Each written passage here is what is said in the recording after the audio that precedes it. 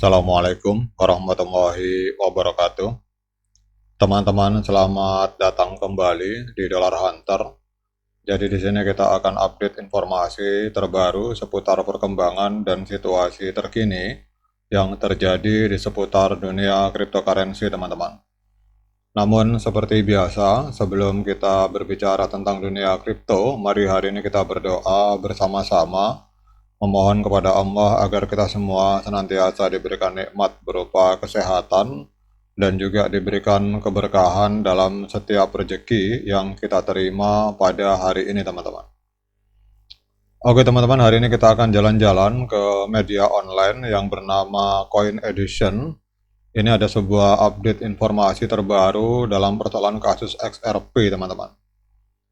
Jadi kalau kita lihat di sini, CO Ripple ini membantah putusan pengadilan dan menegaskan kembali status XRP sebagai non-sekuritas, teman-teman. Jadi kalau kita lihat di sini, CO Ripple yang bernama Brett Garlinghouse ini membantah putusan pengadilan terbaru yang mempertanyakan status XRP sebagai non-sekuritas.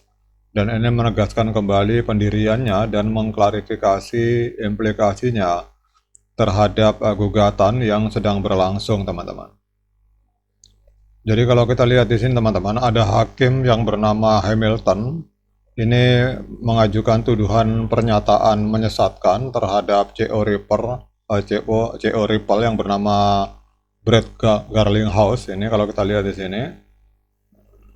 Jadi hakim Hamilton ini mengizinkan tuduhan pernyataan menyesatkan terhadap Brett Garlington untuk dilanjutkan, teman-teman. Tetapi dia menolak 4 tuntutan gugatan class action terhadap Ripple. Jadi hakim Hamilton juga menyatakan keraguan tentang putusan sebelumnya yang menyatakan XRP sebagai non-sekuritas. Hal ini menunjukkan bahwa XRP masih diperdebatkan dan belum ada kepastian hukum yang jelas, teman-teman. Namun kalau kita lihat di sini ada semacam ambigu. Jadi Garlinghouse ini memuji putusan pengadilan sebagai kemenangan besar karena penolakan 4 tuntutan gugatan kelompok. Dia juga menegaskan kembali bahwa XRP bukanlah sekuritas dan juga bahwa Ripple tidak melanggar Undang-Undang Sekuritas Federal. Jadi pernyataan Garlinghouse menunjukkan keyakinannya bahwa Ripple akan memenangkan gugatan ini. Jadi kalau saya pribadi melihat di sini ada kayak ambigu di dalam dari sisi hakim, teman-teman.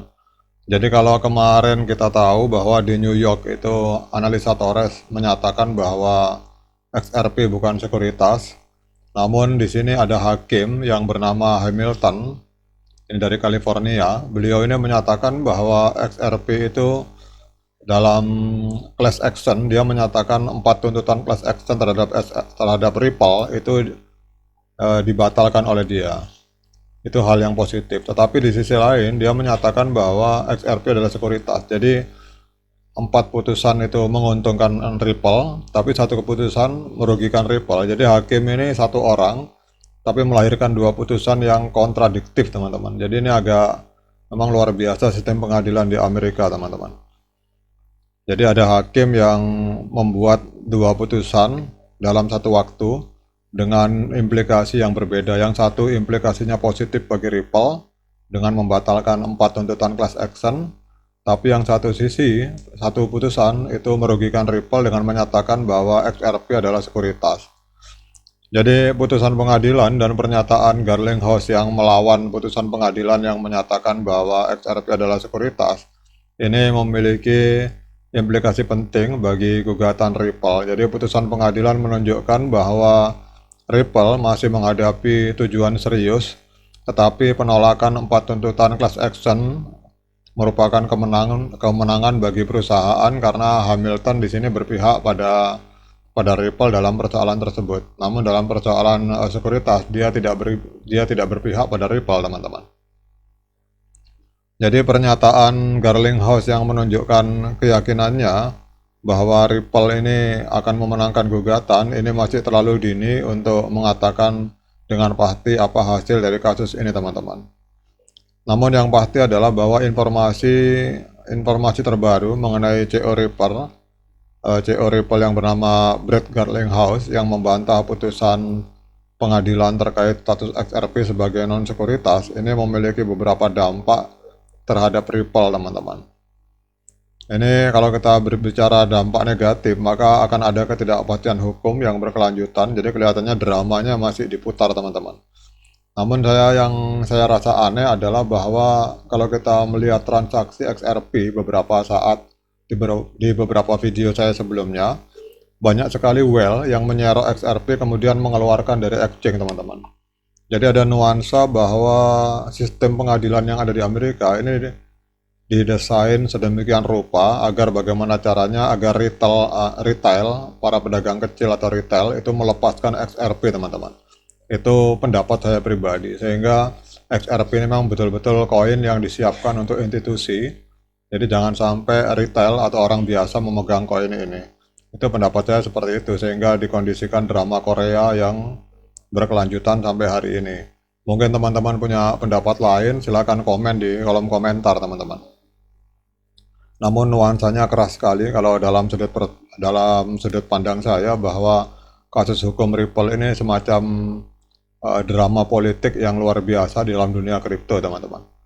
Oke teman-teman, dengan adanya informasi tersebut kita akan cek harga XRP. Hari ini XRP masih diperdagangkan di angka 0,4869, jadi mengalami koreksi 0,8% dalam satu hari terakhir.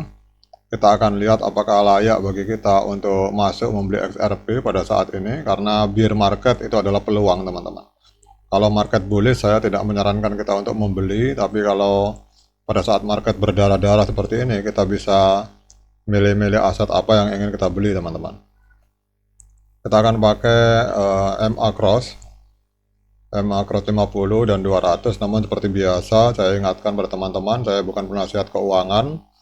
Jadi jangan didengarkan apapun saran saya. Kita di sini hanya saling sharing tentang informasi dunia kripto. Kalau teman-teman ingin membeli XRP, silakan lakukan dior dan investigasi secara mandiri tanpa harus terpengaruh oleh uraian yang saya tampilkan dalam video ini.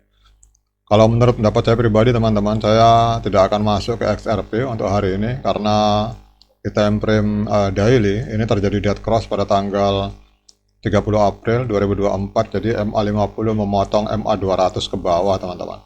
Dan kita tidak tahu sampai seberapa dalam XRP akan terjun ke bawah. Namun kalau misalkan MA50 ini memotong kembali MA200 ke atas seperti yang ini yang kita lihat, maka pada saat itulah saya akan masuk untuk melakukan pembelian XRP. Oke teman-teman, demikian update informasi ini tentang Ripple. Bagaimana Brett Garlinghouse di satu sisi bersyukur bahwa hakim memenangkan dia dalam 4 kasus, tetapi dalam satu kasus malah menuduh XRP adalah sekuritas. Semoga informasi ini bermanfaat bagi kita semua, terutama para XRP Army.